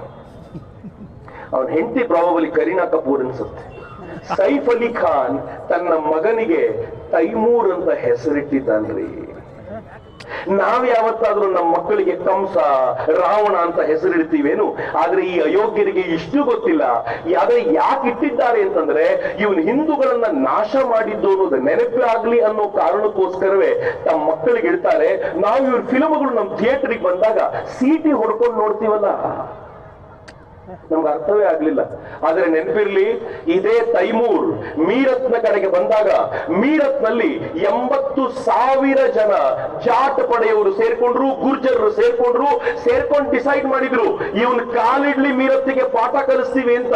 80,000 ಜನ ಪುರುಷರೊಂದಿಗೆ 40,000 ಜನ ಮಹಿಳೆಯರು ಸೇರ್ಕೊಂಡಿದ್ರು. ಮಹಿಳೆಯರಿದ್ದರಿಂದ ಹೇಳ್ತೀನಿ, ಈ ಮಹಿಳೆಯರ ನೇತೃತ್ವ ವಹಿಸಿದವಳು ರಾಮ್ ಪ್ಯಾರಿ ಗುರ್ಜರ್ ಅಂತ 20 ವರ್ಷದ ಹೆಣ್ಮಗಳು. ತೈಮೂರ್ ಲಂಗನ ಸುತ್ತಲೂ ಈ ಭಾಗದ ಜಾಟ್ ಮತ್ತು ಗುರ್ಜರು ಸ್ಪೈಯಿಂಗ್ ಕೆಲಸ ಮಾಡ್ತಾ ಇದ್ರು, ಗೂಢಚಾರರಾಗಿ ತಿರುಗಾಡ್ತಿದ್ರು. ಅವನು ಹಿಂಗ್ ಬರ್ತಾನೆ ಅಂತ ಗೊತ್ತಾದಾಗ ಅವನು ಬರೋ ದಾಳಿಯನ್ನೆಲ್ಲ ಗುರುತಿಸಿಟ್ಕೊಂಡು ಅವನ ಮೇಲೆ ದಾಳಿ ಮಾಡಬೇಕು ಅಂತ ನಿಶ್ಚಯ ಮಾಡಿದ್ರು. ಅವನು ಬಂದ ಮೀರತ್ ಭಾಗಕ್ಕೆ ಬೆಳಗಿನ ಹೊತ್ತಲ್ಲಿ ಗಂಡಸರು ದಾಳಿ ಮಾಡ್ತಿದ್ರು, ರಾತ್ರಿ ಆದ್ರೆ ಹೆಣ್ಮಕ್ಳು ಸೇನೆ ಅಟ್ಯಾಕ್ ಮಾಡ್ತಿತ್ತು. ಹೇಗೆ ಸುಸ್ತಾಗ್ಬಿಟ್ಟ ಅಂತಂದ್ರೆ ಅವನು ತನ್ನ ದೇಶಕ್ಕೆ ಹೋಗ್ಬೇಕಾದಾಗ ಎದೆಗೆ ಏಟ್ ತಿನ್ಕೊಂಡು ಸಾಯುವ ಸ್ಥಿತಿಗೆ ಬಂದು ಹೋಗಿದ್ದ. ಒಂದು ಹೆಣ್ಣು ಮಕ್ಕಳ ಸೇನೆ ತೈಮೂರ್ ಲಂಗನಿಗೆ ಪಾಠ ಕಲಿಸಿಕೊಡ್ತಲ್ಲ, ಇದು ಹಿಂದೂ ಧರ್ಮದ ತಾಕತ್ತು. ನೆನ್ಪಿಟ್ಕೊಳ್ಳಿ, ಅದೇ ಹೆಣ್ಮಕ್ಳು ಇಲ್ಲಿರೋದು. ನಮ್ಮೆಲ್ಲರ ಹೃದಯಗಳಲ್ಲೂ ಅದೇ ರಾಮ್ ಪ್ಯಾರಿ ಗುರ್ಜರ್ ಇದ್ದಾರೆ. ನಮ್ಮೆಲ್ಲರ ಹೃದಯಗಳಲ್ಲೂ ಅದೇ ಝಾನ್ಸಿ ರಾಣಿ ಲಕ್ಷ್ಮೀಬಾಯಿ ಇದ್ದಾರೆ. ನಮ್ಮೆಲ್ಲರ ಹೃದಯಗಳಲ್ಲೂ ಅದೇ ಕಿತ್ತೂರಿನ ಚೆನ್ನಮ್ಮ ಇದ್ದಾರೆ. ನಮ್ಮೆಲ್ಲರ ಹೃದಯಗಳಲ್ಲೂ ಅದೇ ರಾಣಿ ಅಬ್ಬಕ್ಕ ಇದ್ದಾರೆ. ನಮ್ಮ ಹೃದಯಗಳು ಈ ವೀರರ ಹೃದಯಗಳಿಂದ ತುಂಬಿ ಹೋಗಿವೆ ಅನ್ನೋದನ್ನ ಮರಿಬೇಡಿ ಮಿತ್ರರೇ. ಈ ಸಮಾಜ ಆ ಕಡೆಯಿಂದ ಅರಬ್ಬರಿಂದ ಬಂದಂತ ಆಕ್ರಮಣವನ್ನ ಎದುರಿಸಿ ಅವರನ್ನ ಮೆಟ್ಟಿ ಓಡಿಸಿತು. ಅವರು ಓಡ್ತಾರೆ ಅಂತ ಗೊತ್ತಾದ ಬೆನ್ನ ಹಿಂದೆಯೇ ಕ್ರಿಶ್ಚಿಯನ್ರ ಆಕ್ರಮಣ ಆಯಿತು. ಕ್ರಿಶ್ಚಿಯನ್ರ ಆಕ್ರಮಣವನ್ನ ಎದುರಿಸಲಿಕ್ಕೆ ನಮ್ಮ ಬಳಿ ಬುದ್ಧಿವಂತ ಸಮಾಜ ತಯಾರಾಯಿತು. ಕಾಲೇಜಿಗೆ ಹೋದಂತ ಹುಡುಗರು ಅವರವರನ್ನು ಎದುರಿಸಿ ನಿಂತರು. ಸಾವರ್ಕರ್ ಅಂತವರು ಒಂದು ಸುಂದರವಾದ ರೂಪಕವನ್ನು ನೋಡಿದ್ವಿ. ಸಾವರ್ಕರ್ ಅಂತವರು ಎದುರಿಸಿ ನಿಂತರು. ಆ ಕಡೆ ರಾಮ್ ಪ್ರಸಾದ್ ಬಿಸ್ಮಿಲ್, ಅಶ್ಫಾಕುಲ್ಲಾ ಖಾನ್ ತರದ ವೀರಾದಿ ವೀರರು ಈ ಬ್ರಿಟಿಷರನ್ನ ಎದುರಿಸಿ ಅವರನ್ನು ಮಟ್ಟ ಹಾಕಿ ಓಡಿಸಿದ್ರು. ಆದ್ರೆ ದುರಂತ, ಅವರನ್ನು ಓಡಿಸಬೇಕು ಅಂತ ನಿಶ್ಚಯ ಮಾಡಿದ ಹೊತ್ತಿಗೆ ಸರಿಯಾಗಿ ಈ ದೇಶದಲ್ಲಿ ಕಮ್ಯುನಿಸ್ಟರ ಆಗಮನ ಆಯಿತು. ಒಂದು ಅಚ್ಚರಿಯ ಸಂಗತಿ ಹೇಳ್ತೀನಿ ನಿಮ್ಗೆ, ಬಹಳ ಜನರಿಗೆ ಗೊತ್ತಿಲ್ಲ. ಈ ವರ್ಷ ಸಂಘದ 100ನೇ ವರ್ಷ, RSS ನ 100ನೇ ವರ್ಷ. ಬಹಳ ಜನರಿಗೆ ಗೊತ್ತಿಲ್ಲ ಮಿತ್ರರೇ, ಕಮ್ಯುನಿಸ್ಟ್ ಪಾರ್ಟಿಗೂ 100 ವರ್ಷ ಆಯ್ತು. ಆದ್ರೆ ಕಮ್ಯುನಿಸ್ಟ್ ಪಾರ್ಟಿಯ ಹೆಸರು ಹೇಳಲಿಕ್ಕೆ ಚಿಕ್ಕೋಡಿಯಲ್ಲಿ ಇವತ್ತು ಒಂದು ನರಪಿಳ್ಳೆ ಉಳಿದಿಲ್ಲ. ಆದ್ರೆ ರಾಷ್ಟ್ರೀಯ ಸ್ವಯಂ ಸೇವಕ ಸಂಘಕ್ಕೆ 100 ಆಯ್ತು ಅಂತ ಹೇಳಲಿಕ್ಕೆ ಸಾವಿರಾರು ಜನ ಸೇರಿದ್ದಾರಲ್ಲ, ಇದು ನಮ್ಮ ತಾಕತ್ತು. 1925ರಲ್ಲಿ ಕಮ್ಯುನಿಸ್ಟರು ನಿಂತುಕೊಂಡು ಅವರು ಭರ್ಜರಿಯಾಗಿ ಈ ದೇಶವನ್ನ ಶ್ರೀಮಂತರು ಮತ್ತು ಬಡವರ ಹೆಸರಲ್ಲಿ ಒಡಿಬೇಕು ಅಂತ ನಿಶ್ಚಯ ಮಾಡಿ, ಶ್ರೀಮಂತರ ವಿರುದ್ಧ ಬಡವರನ್ನ ಎತ್ತಿ ಕಟ್ಟಿ ಈ ದೇಶದಲ್ಲಿ ಹೋರಾಟವನ್ನು ಶುರು ಮಾಡಬೇಕು ಅಂತ ಪ್ರಯತ್ನ ಪಟ್ಟರು. ಯಾವ ಹೋರಾಟ ಇವತ್ತು ನೇಪಾಳದಲ್ಲಿ ಆಗ್ತಿದೆಯೋ, ಯಾವ ಹೋರಾಟ ಇವತ್ತು ಬಾಂಗ್ಲಾದೇಶದಲ್ಲಿ ನಡೀತಿದೆಯೋ, ಯಾವ ಹೋರಾಟ ಇವತ್ತು ಶ್ರೀಲಂಕಾದಲ್ಲಿ ನಡೀತಿದೆಯೋ, ಯಾವ ಹೋರಾಟ ಮಾಲ್ಡೀವ್ಸ್ ನಲ್ಲಿ ನಡೀತಿದೆಯೋ, ಯಾವ ಹೋರಾಟ ಕಳೆದ 2 ದಿನಗಳಿಂದ ಇರಾನ್ ನಲ್ಲಿ ಪ್ರಾರಂಭವಾಗಿದೆಯೋ, ಆ ಹೋರಾಟಕ್ಕೆ ಬೀಜವನ್ನ ಈ ಲೆಫ್ಟಿಸ್ಟ್ಗಳು 1925ರಲ್ಲೇ ಹಾಕಿದ್ರು. ಅವರಲ್ಲಿ ಹಾಕಿದ್ರೆ ಭಗವಂತ ಇನ್ನೊಂದು ಬೀಜವನ್ನ ಡಾಕ್ಟರ್ ಜಿ ಹೆಡಗೇವಾರ್ರವರ ಹೃದಯದಲ್ಲಿ ನೆಟ್ಟ. ಅವರು ಸಂಘ ಸ್ವರೂಪದಲ್ಲಿ ಭಾರತದಲ್ಲಿ ಈ ಆಕ್ರಮಣವನ್ನ ತಡೆಗಟ್ಟಲಿಕ್ಕೆ ಎದೆ ಅಗಲಿಸಿ ನಿಂತರು. ಹೆಂಗ್ ಕಟ್ಟಿದ್ದು ಗೊತ್ತಾ ಸಂಘವನ್ನ ಮಿತ್ರ? ಇವತ್ತು ಇಷ್ಟು ದೊಡ್ಡ ಸಂಖ್ಯೆಯಲ್ಲಿ ನಾವು ಜನ ಸೇರ್ತೀವಿ ಸಂಘಕ್ಕೆ 100 ಅಂತ. ಆದ್ರೆ ಡಾಕ್ಟರ್ ಜಿ ಸಂಘ ಕಟ್ಟಿದಾಗ ಹುಡುಗರಿಲ್ಲ, ನಂದೊಂದು ಸಂಘಟನೆ ಇದೆ ಬನ್ನಿ ಅಂತಂದ್ರೆ ಯಾರು ಬರೋದಿಲ್ಲ. ಅದಕ್ಕೆ ಡಾಕ್ಟರ್ ಜಿ ಏನ್ ಮಾಡಿದ್ರು, ಕಬಡ್ಡಿ ಆಡೋಣ ಬನ್ನಿ ಅಂತ ಕಬಡ್ಡಿ ಆಡ್ಲಿಕ್ಕೆ ಅಂತ ಕರ್ಕೊಂಡು ಬಂದ್ರು. ಕಬಡ್ಡಿ ಆಡ್ಲಿಕ್ಕೆ ಬಂದಂತ ಹುಡುಗರಿಗೆ ನಾವು ಸಂಘ ಕಟ್ಟಬೇಕಾಗಿದೆ ಅಂತ ಕನಸನ್ನ ಕಟ್ಟಿಸಿ ಅವರಿಗೆ ಶಾಖೆ ಕರ್ಕೊಂಡು ಬಂದು ಅವರ ಜೊತೆ ನಿಧಾನವಾಗಿ ರಾಷ್ಟ್ರದ ವಿಚಾರಗಳನ್ನ ಚರ್ಚೆ ಮಾಡ್ತಾ ಮಾಡ್ತಾ ಈ ರಾಷ್ಟ್ರವನ್ನ ತನ್ನ ಮೂಲ ಸಂಸ್ಕೃತಿಯ ಸ್ವರೂಪದಲ್ಲಿ ಉಳಿಸಿಕೊಳ್ಳಿಕ್ಕೆ ಡಾಕ್ಟರ್ ಜಿ ಮಾಡಿದ ಪ್ರಯತ್ನ ಇದೆಯಲ್ಲ ಸಾಮಾನ್ಯವಾದ್ದಲ್ಲ. 3 ಹಂತದಲ್ಲಿ ಸಂಘವನ್ನ ಕಟ್ಟಲಾಯಿತು, ಅಥವಾ 3 ಪಿಲ್ಲರ್ಗಳು ಸಂಘಕ್ಕೆ. ಮೊದಲನೇದು ಶಾಖೆ. ಪ್ರತಿನಿತ್ಯ ನಮ್ಮ ಮಕ್ಕಳು ಶಾಖೆಗೆ ಹೋಗ್ಬೇಕು. ಸ್ಕೂಲಿಗೆ ಹೋಗ್ತಾರೋ ಇಲ್ವೋ, ಆದ್ರೆ ಶಾಖೆಗೆ ಹೋಗ್ಲೇಬೇಕು. ಯಾಕೆ ಅಂತಂದ್ರೆ ಈ ರಾಷ್ಟ್ರದ ಮೇಲೆ ಅಭಿಮಾನ ಮೂಡುವಂತ ಸಂಗತಿಗಳನ್ನ ಶಾಖೆಯಲ್ಲಿ ಹೇಳ್ಕೊಡ್ಲಾಗುತ್ತೆ. ಅದಕ್ಕೆ ಶಾಖೆಗೆ ಬನ್ನಿ ಅಂತ ಕರೆದ್ರು. ಅದೇ ಮೂಲ ಪಿಲ್ಲರ್. ಎರಡನೇದೇನ್ ಗೊತ್ತಾ, ತಮ್ಮ ಜೀವನವನ್ನೇ ರಾಷ್ಟ್ರಕ್ಕೆ ಸಮರ್ಪಿಸಿರುವಂತ ಪ್ರಚಾರಕರು ಇದರ ಪಿಲ್ಲರ್ಗಳಾದರು. ಮೂರನೇದು, ಈ ರಾಷ್ಟ್ರದ ಸಂಸ್ಕೃತಿಯನ್ನ ಬಲವಾಗಿ ಹಿಡಿದುಕೊಂಡಿರುವ ಸಂಘದ ವಿಚಾರಧಾರೆ ಈ ಇಡೀ ಸಂಘಟನೆಯನ್ನ ಬೆಳೆಸಿತ್ತು.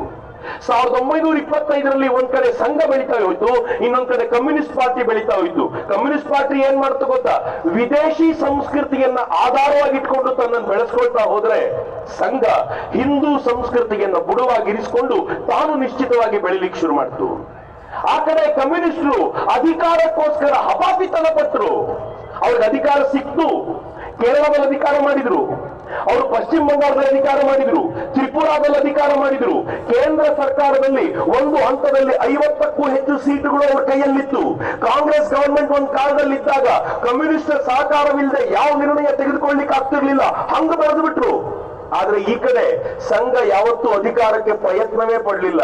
ಉಲ್ಟಾ ಏನಾಯ್ತು ಗೊತ್ತಾ, ಸಂಘದ ಮೇಲೆ ಪದೇ ಪದೇ ಬ್ಯಾನ್ ಮಾಡ್ತೀವಿ ಅಂತ ಭಯದ ತೂಗು ಕಟ್ಟಿ ಇಟ್ರು. ಮಿತ್ರ, ಸಂಘವನ್ನ ಬ್ಯಾನ್ ಮಾಡ್ತೀವಿ ಅಂತ ಸ್ವಾತಂತ್ರ್ಯದ ಹೊಸ್ತಿನಲ್ಲಿ ಹೇಳಿದ್ರು. ಸಂಘವನ್ನ ಬ್ಯಾನ್ ಮಾಡ್ತೀವಿ ಅಂತ ಮಾಡಿದ್ರು ಕೂಡ ಯಾವಾಗ ಬಾಬರಿ ಮಸೀದಿ ಉರುಳಿದಾಗ ಹೇಳಿದ್ರು. ಕರ್ನಾಟಕದಲ್ಲಂತೂ ದಿನ ಬೆಳಗಾದ್ರೆ ಒಬ್ಬ ಮಂತ್ರಿ ಸಂಘವನ್ನ ಬ್ಯಾನ್ ಮಾಡ್ತೀನಿ ಅಂತ ಇರ್ತಾನೆ. ಯಾವಾಗ ಬ್ಯಾನ್ ಮಾಡ್ತೀನಿ ಅಂತಾರೋ ಆಗ ಜನ ಜಾಸ್ತಿ ಬರ್ತಾರೆ. ನಾವೆಲ್ಲ ಸ್ವಯಂ ಸೇವಕರು, ತಾಕತ್ತಿದ್ರೆ ಬ್ಯಾನ್ ಮಾಡು, ಬ್ಯಾನ್ ಮಾಡಿದ್ಮೇಲೆ ಸಂಘವನ್ನು ಇನ್ನೂ ಜೋರಾಗಿ ಕಟ್ತೀವಿ ಅಂತ ಸ್ವಯಂ ಸೇವಕರಾಗಿ ಹೇಳೋದಿದೆಯಲ್ಲ, ಇದು ಸ್ವಯಂ ಸೇವಕರ ತಾಕತ್ತು. ಇದು ಕರ್ನಾಟಕದಲ್ಲಿ ನಾವು ಕಟ್ಟಿರುವಂತ ಸಂಘದ ತಾಕತ್ತು ಅಂತ ಯಾರೂ ಮರೆಯುವಂತಿಲ್ಲ. ಆ ಕಡೆ ಕಮ್ಯುನಿಸ್ಟ್ ಪಾರ್ಟಿ ಒಂದು ಹಂತಕ್ಕೆ ಎಲ್ಲಿಗೆ ಬಂತು ಅಂತಂದ್ರೆ ಮೇಲಕ್ಕೆ ಏರ್ತು ನಿಧಾನವಾಗಿ ಕೆಳಗಿಳಿಲಿಕ್ಕೆ ಶುರುವಾಯ್ತು. 54 ಸೀಟ್ ಇದ್ದಿದ್ದು 40ಕ್ಕೆ ಬಂತು, 40ರಿಂದ 5ಕ್ಕೆ ಬಂತು, 5ರಿಂದ 8ಕ್ಕೆ ಬಂದಿದೆ. ಆದ್ರೆ ರಾಷ್ಟ್ರೀಯ ಸ್ವಯಂ ಸೇವಕ ಸಂಘ ಹಿಂದೂ ಚಿಂತನೆಗಳಿಂದ ಎಲ್ಲಿ ಬಂದು ನಿಲ್ತು ಅಂತಂದ್ರೆ ದೇಶದ ಚುಕ್ಕಾಣಿಯನ್ನ ತನ್ನ ಕೈಯಲ್ಲಿ ತೆಗೆದುಕೊಂಡು ಈ ದೇಶದ ದೊಡ್ಡ ಬದಲಾವಣೆಗೆ ಇವತ್ತು ರಾಷ್ಟ್ರೀಯ ಸ್ವಯಂ ಸೇವಕ ಸಿದ್ಧವಾಗಿ ನಿಂತಿದ್ದೀರ. ಎಂತ ಬದಲಾವಣೆ ಬಂತು ಮಿತ್ರರೇ, ಇವತ್ತು ಭಾರತ ಹಳೆಯ ಭಾರತ ಅಲ್ಲ. ಹಿಂದೂಗಳ ಕೈಯಲ್ಲಿ ದೇಶ ಕೊಟ್ಟರೆ ಹೆಂಗಿರುತ್ತೆ ಅನ್ನೋದಕ್ಕೆ ಇವತ್ತಿನ ಭಾರತ ಸಾಕ್ಷಿ. ಒಂದು ಕಾಲದಲ್ಲಿ ಭಾರತವನ್ನ ಬಡ ರಾಷ್ಟ್ರ ಅಂತ ಕರೀತಿದ್ರು, ದರಿದ್ರ ರಾಷ್ಟ್ರ ಅಂತ ಕರೀತಿದ್ರು, ಹಾವಾಡಿಗರ ದೇಶ ಅಂತ ಕರೀತಿದ್ರು. ಇವತ್ತು ಭಾರತ ಜಗತ್ತಿನ 4ನೇ ಶ್ರೀಮಂತ ರಾಷ್ಟ್ರ. ಇನ್ನೊಂದು 6 ತಿಂಗಳು ಕಳೆದ್ರೆ ಜಗತ್ತಿನ 3ನೇ ಶ್ರೀಮಂತ ರಾಷ್ಟ್ರ ನಾವು. ಅಮೆರಿಕ ಬಿಟ್ರೆ, ಚೀನಾ ಬಿಟ್ರೆ ಜಗತ್ತಿನ 3ನೇ ಶ್ರೀಮಂತ ರಾಷ್ಟ್ರ ಭಾರತವಾಗುತ್ತೆ. ಇಷ್ಟೇ ಅಲ್ಲ, ಇವತ್ತಿನ ಭಾರತ ಹೇಗಿದೆ ಅಂತಂದ್ರೆ ಮಿತ್ರರೇ, ಯಾವುದಕ್ಕೋಸ್ಕರ ಈ ದೇಶ 500 ವರ್ಷಗಳ ಕಾಲ ಪರಿತಪಿಸಿತ್ತು, ಹಿಂದುವಿನ ಏಕತೆಯ ಕಾರಣಕ್ಕೋಸ್ಕರ ಈಗ ಪುನರ್ ನಿರ್ಮಾಣಗೊಂಡಿದೆ ರಾಮ ಮಂದಿರ. ಮಿತ್ರರೇ, ರಾಮ ಮಂದಿರ ನಿರ್ಮಾಣ ಮಾಡಿದ್ ಯಾರು? ಈ ದೇಶದ ಪ್ರಧಾನಮಂತ್ರಿ ಅಲ್ಲ, ಉತ್ತರ ಪ್ರದೇಶದ ಮುಖ್ಯಮಂತ್ರಿ ಅಲ್ಲ. ಈ ರಾಮ ಮಂದಿರದ ನಿರ್ಮಾಣ ಮಾಡಲಿಕ್ಕೆ ಹೋರಾಟ ಶುರು ಮಾಡಿದ್ ಯಾರು ಅಂದ್ರೆ ರಾಷ್ಟ್ರೀಯ ಸ್ವಯಂ ಸೇವಕ ಸಂಘದ ಹೋರಾಟ.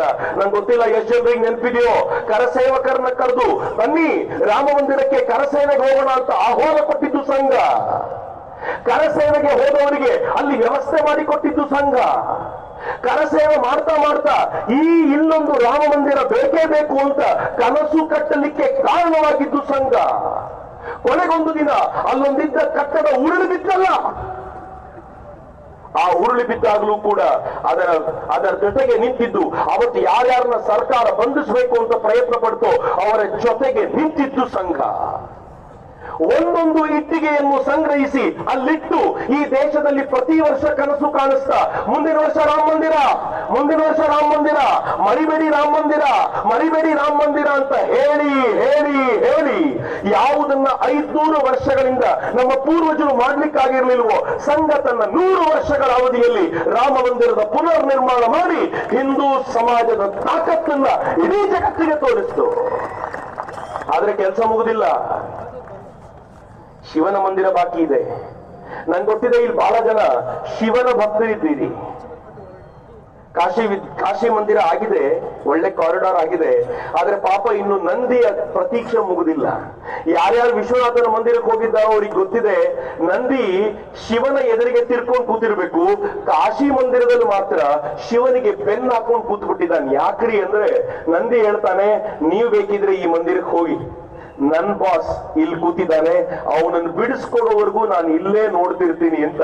ಬಿಡಿಸ್ಕೊಡುವ ತಾಕತ್ ಯಾರಿಗಿದೆ ಅಂತಂದ್ರೆ ಸಂಘಕ್ಕೆ ಮಾತ್ರ, RSS ಗೆ ಮಾತ್ರ. ಮುಗುದಿಲ್ಲ ಇನ್ನು. ಶಿವಂದಾಯ್ತು, ರಾಮಂದಾಯ್ತು, ಕೃಷ್ಣ ಬಾಕಿ ಇದ್ದಾನೆ. ಹಿಂದೂ ಸಮಾಜ ಒಗ್ಗಟ್ಟಾಗಿರ್ಬೇಕು. ಯಾಕೆ ಅಂತಂದ್ರೆ ಕೃಷ್ಣ ಮಂದಿರ ವಾಪಸ್ ಬರಬೇಕು. ಯಾವ ಕೃಷ್ಣ ಹುಟ್ಟಿದ ಜಾಗದ ಪಕ್ಕದಲ್ಲೇ ನಿಮ್ಮ ನಿಮ್ಮ ನಿಮ್ಮ ನಿಮ್ಮ ವ್ಯವಸ್ಥೆಯನ್ನ ಮಾಡ್ಕೊಂಡಿದ್ದೀರೋ, ನಿಮ್ಮ ಪೂಜಾ ಗ್ರಹವನ್ನ ಕಟ್ಟಿಕೊಂಡಿದ್ದೀರೋ, ಅಲ್ಲಿ ಮತ್ತೆ ಕೃಷ್ಣ ಮಂದಿರ ಆಗಬೇಕು. ಇವತ್ತು ನಾವೆಲ್ಲರೂ ಒಗ್ಗಟ್ಟಾಗಬೇಕಾದಂತ ಅಗತ್ಯ ಇದೆ. ಮಿತ್ರ, ಯೋಚನೆ ಮಾಡಿ, ಸಂಘ ನಿಶ್ಚಯ ಮಾಡಿದ್ರೆ ಏನಾಗತ್ತೆ? ಈ ವರ್ಷ ನನಗೆ ಯಾವಾಗ್ಲೂ ನನಗನ್ಸೋದು, ನಾನು ಎಂಥ ಪುಣ್ಯ ಕಾಲದಲ್ಲಿ ಹುಟ್ಟಿದ್ದೀನಿ ಅಂತಂದ್ರೆ ನಮ್ಮ ಅಪ್ಪನಿಗಿಲ್ಲದ ಪುಣ್ಯ, ನಮ್ಮ ತಾತನಿಗಿಲ್ಲದ ಪುಣ್ಯ ನನಗೆ ಸಿಕ್ಕಿದೆ. ನಮ್ ತಾತ ರಾಮ ಮಂದಿರಕ್ಕೋಸ್ಕರ ಸಂಘದೊಂದಿಗೆ ಹೋರಾಟ ಮಾಡ್ಲಿಕ್ಕೆ ಹೋಗಿದ್ರು, ಆದ್ರೆ ರಾಮ ಮಂದಿರ ಆದಾಗ ಬದುಕೇ ಇರಲಿಲ್ಲ. ನಮ್ಮ ಅಪ್ಪ ಇಟ್ಟಿಗೆ ಕೊಟ್ಟಿದ್ರು ಒಂದು, ಆದ್ರೆ ರಾಮ ಮಂದಿರ ಆದಾಗ ಬರ್ತೀಯಾ ಅಂತ ಕೇಳಿದ್ರೆ ನಮ್ಮಪ್ಪ ಹೇಳಿದ್ರು, ಹೋದ್ರು ಆ ಜನರ ನಡುವೆ ನೋಡ್ಲಿಕ್ಕೆ ಆಗೋ ಕೆಪಾಸಿಟಿ ಇಲ್ಲ ಕಣಪ್ಪ, ನೀನ್ ಹೋಗ್ಬಾ ಅಂತ. ನನ್ನ ಭಾಗ್ಯ, ರಾಮ ಮಂದಿರದ ಹೋರಾಟ ಆಗುವಾಗ ನಾನು ಚಿಕ್ಕವನು, ಇಟ್ಟಿಗೆ ಕೊಡುವಾಗ ಸ್ಕೂಲಿಗೆ ಹೋಗ್ತಾ ಇದ್ದವನು. ಒಂದು ಕೆಲವು ಭಾಷಣಗಳನ್ನು ಮಾಡಿರಬಹುದಷ್ಟೇ. ರಾಮ ಎಂತ ಕೃಪೆ ತೋರ್ದ ಅಂತಂದ್ರೆ, ನೀನು ಸ್ವಯಂ ಸೇವಕನಾಗಿದ್ಯಲ್ಲ ಅಷ್ಟೇ ಸಾಕು ನನಗೆ, ಬಾ ನಿನಗೆ ಮಂದಿರವನ್ನು ತೋರಿಸ್ತೀನಿ ಅಂತ ಮಂದಿರದ ನಿರ್ಮಾಣ ಮಾಡಿ ಬಾ ಅಂತ ಕರೆದಿದ್ದು ನನ್ನನ್ನ ಮತ್ತು ನಿಮ್ಮನ್ನ. ಭಾಗ್ಯವಂತರಲ್ವೇನೋ ಮಿತ್ರ? ಶಿವನ ಕಾರಿಡಾರ್ ನಮ್ಮ ಕಾಲದಲ್ಲಾಯ್ತು. ನಾನು ಕೃಷ್ಣನ ಒಂದು ಕೇಳ್ಕೊಳ್ತೀನಿ, ನಮ್ಮ ಕಾಲದಲ್ಲಿ ನೀನು ಒಂದು ಬಂದು ಆರಾಮಾಗಿ ಕೂತು ಬಿಡಲ್ಲ. ನಮ್ಮ ಕಾಲದಲ್ಲಿ ಮಹಾಕುಂಭ ಬಂತು. 144 ವರ್ಷಗಳ ನಂತರ ಬಂದಂತ ಮಹಾಕುಂಭಕ್ಕೆ ನಾವು ಸಾಕ್ಷಿಗಳಾದ್ವಿ. ಸಂಘದ 100ನೇ ವರ್ಷಕ್ಕೆ ಇದು ಭಗವಂತ ಕೊಟ್ಟ ಕೊಡುಗೆ ಅಂತ ನನಗೆ ಯಾವಾಗ್ಲೂ ಅನ್ಸುತ್ತೆ. ಅಷ್ಟೇ ಅಲ್ಲ, ಯಾವ ಆರ್ಟಿಕಲ್ 370 ತೆಗಿಲಿಕ್ಕೆ ಸಾಧ್ಯ ಇಲ್ಲ ಅಂತಿದ್ವು. ನಾವು ತಾಯಿ ಭಾರತೀಯ ನೋಡುವಾಗ ಹೆಂಗ್ ನೋಡ್ತೀವಿ, ಆಕೆಯ ವೈಭವವನ್ನು ಕಾಣುವಾಗ ನಮ್ಗೆ ಬಹಳ ಆನಂದ ಅನ್ಸುತ್ತೆ. ಆದ್ರೆ ಆಕೆಯ ತಲೆ ಭಾಗದಲ್ಲಿ ಒಂದು ಹುಣ್ಣಿತ್ತು. ಆಕೆಯ ತಲೆ ಭಾಗದಲ್ಲಿ ಒಂದು ರೋಗಗ್ರಸ್ತವಾಗಿರುವಂತಹ ಹುಣ್ಣಿತ್ತು. ಆರ್ಟಿಕಲ್ 370 ಎನ್ನುವಂತ ಹುಣ್ಣು. ಸಂಘದಿಂದ ಬಂದ ವ್ಯಕ್ತಿಯೊಬ್ಬ ಅಧಿಕಾರದ ಉನ್ನತ ಹುದ್ದೆಯಲ್ಲಿ ಕುಳಿತುಕೊಂಡು ಆತ ಹೇಳಿದ, ಈ ಆರ್ಟಿಕಲ್ 370 ಕಿತ್ತಾಕ್ತೀನಿ. ಕೆಲವರಂದ್ರು, ಕಿತ್ತಾಕ್ ನೋಡಿ ಈ ದೇಶದಲ್ಲಿ ಎಂಥ ದಂಗೆ ಹೇಳುತ್ತೆ. ಹೌದಾ ಅಂದ್ರು.